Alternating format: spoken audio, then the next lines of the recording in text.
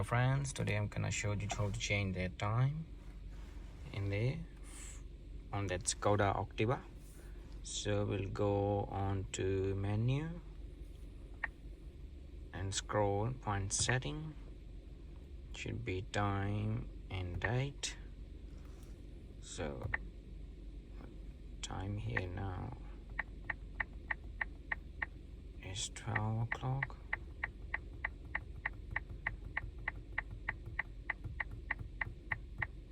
Add a loop and then yes, go back. So time for 24, time is date, so it's 6 today.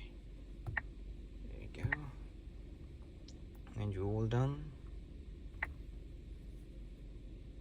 Go back or press menu or whatever phone and see the time is changed over there too. So thanks.